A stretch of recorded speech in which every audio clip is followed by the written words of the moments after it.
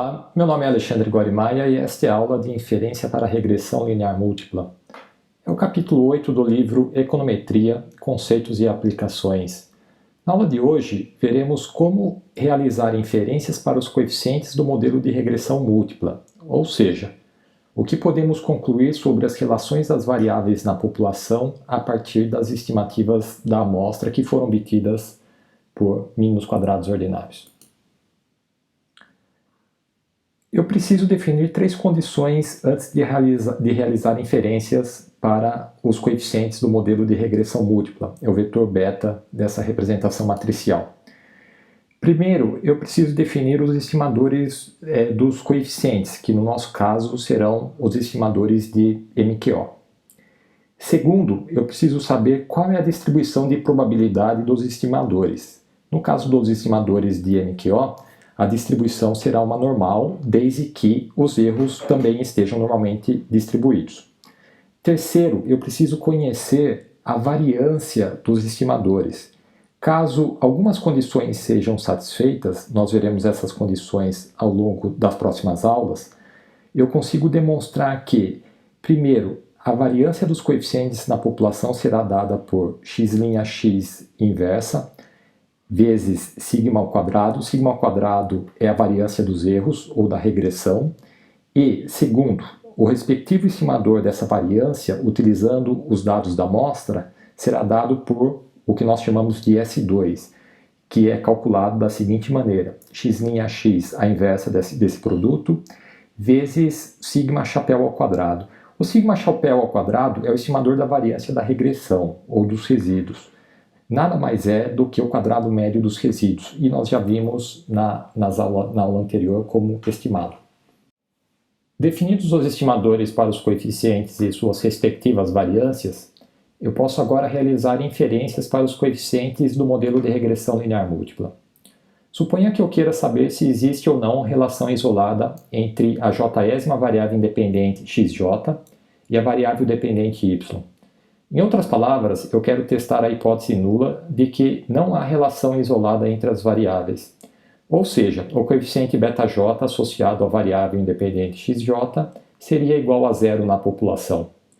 Por sua vez, rejeitar H0 significaria afirmar que há relação isolada entre xj e y.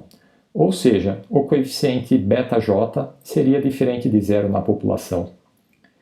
Eu utilizarei o estimador de MQO para beta, o beta chapéu, para testar essas hipóteses.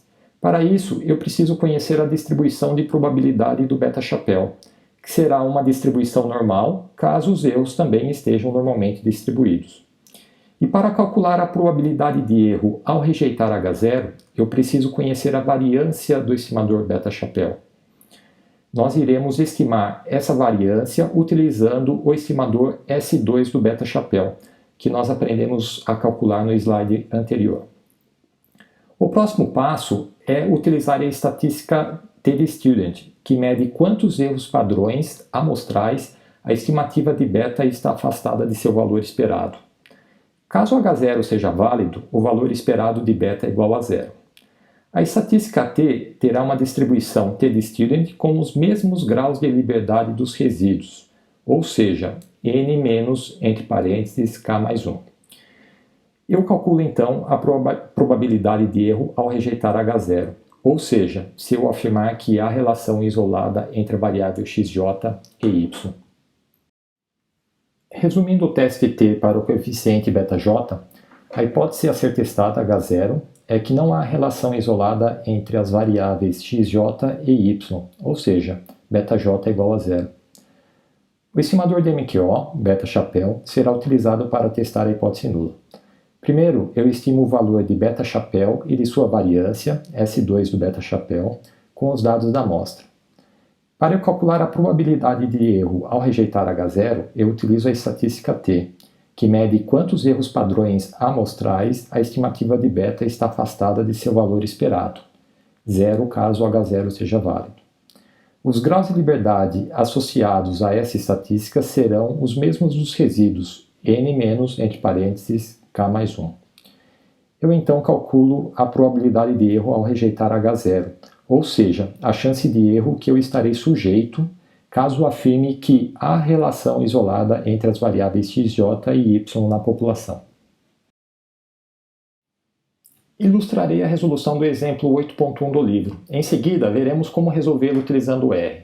Nós já temos as estimativas de MQO para os coeficientes do modelo.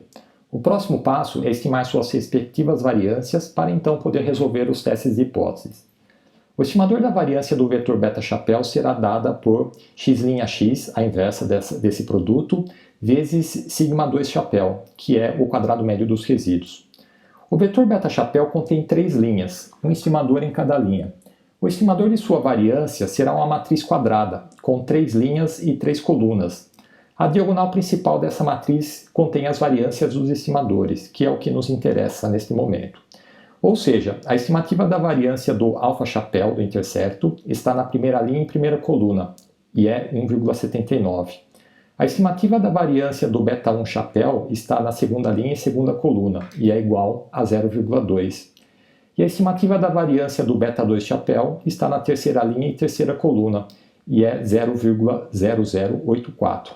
A parte superior e a inferior da matriz contém as estimativas das covariâncias entre esses estimadores, que não serão utilizados neste momento. Uma vez estimadas as variâncias, eu resolvo as hipóteses para os coeficientes. Por exemplo, eu posso testar a hipótese nula de que beta1 é igual a zero, ou seja, de que não há relação isolada na população entre escolaridade da pessoa responsável e renda familiar. Minha estimativa de beta1 é igual a 1. Eu preciso calcular o valor P associado a essa estimativa. Para isso, eu utilizo a estatística T, que mede quantos erros padrões amostrais essa estimativa está afastada do valor esperado, que é zero caso o H0 seja verdadeiro. O valor de T é igual a 2,24 e a probabilidade de erro associado a essa estimativa em uma distribuição T com 1 grau de liberdade é igual a 26,8%. Lembrando que os graus de liberdade dos resíduos são dados pelo tamanho da amostra, que é 4 no nosso caso, menos o número de parâmetros do modelo, que é 3 no nosso caso.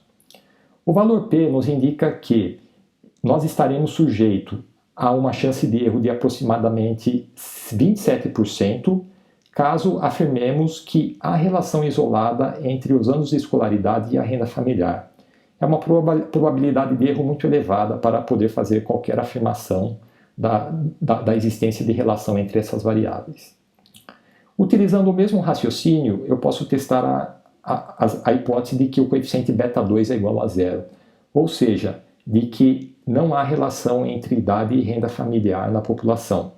Nesse caso, nossa probabilidade de erro ao rejeitar H0 será igual a 63%, ou seja, estarei sujeito a uma chance de erro equivalente a 63%, caso eu afirme que há relação isolada entre idade e renda na população.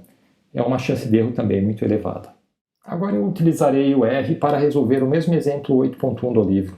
Nós já vimos como utilizar a álgebra matricial no R para calcular os estimadores de MQO e realizar análise de variância, incluindo o teste F, que testa a hipótese nula da ausência de contribuição do modelo para explicar a variabilidade da renda. Executarei novamente os comandos para essas operações.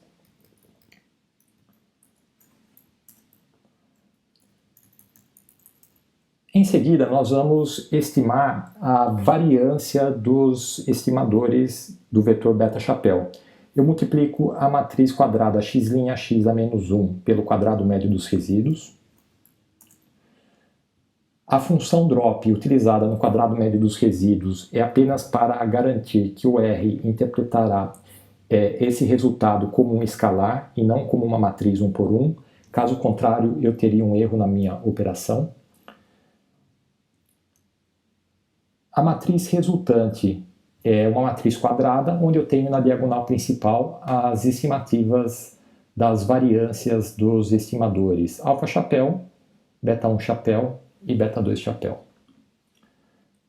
Em seguida, eu calcularei as estatísticas T para cada um dos coeficientes. Por exemplo, a estatística T para o coeficiente beta1 será dada pela estimativa do beta1, que é a segunda linha do vetor beta-coluna,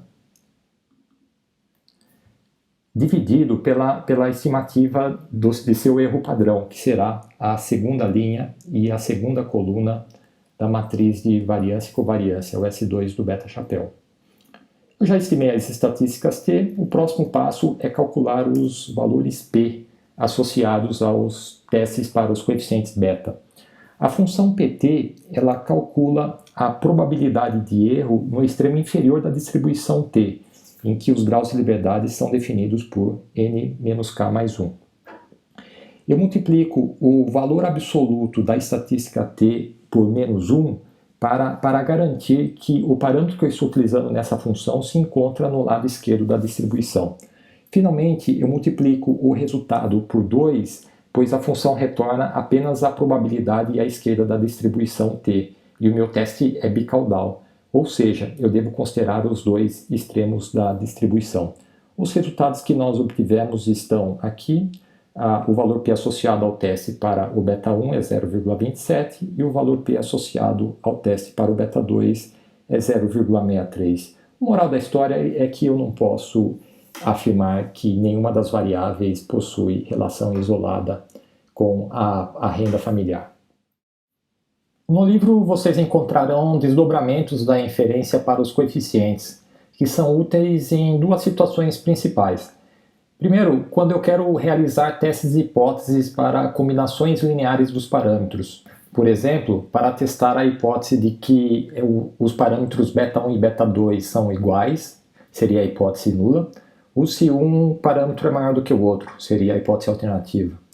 Esse teste seria útil, por exemplo, se eu desejo provar que o retorno marginal na produção de um insumo, x1, é maior que o retorno marginal de um outro insumo, x2. Uma outra aplicação da combinação linear dos parâmetros seria definir intervalos de confiança para a esperança condicional de y. Em outras palavras, se meu objetivo é prever valores de y a partir das estimativas dos betas na amostra. Para estabelecer os intervalos de confiança dessas estimativas, eu também preciso conhecer as propriedades das combinações lineares dos parâmetros. Bom, eu convido os interessados a lerem os tópicos 8.3 e 8.4 do livro, que não serão abordados nesse vídeo. Por hoje é só. Até o próximo vídeo.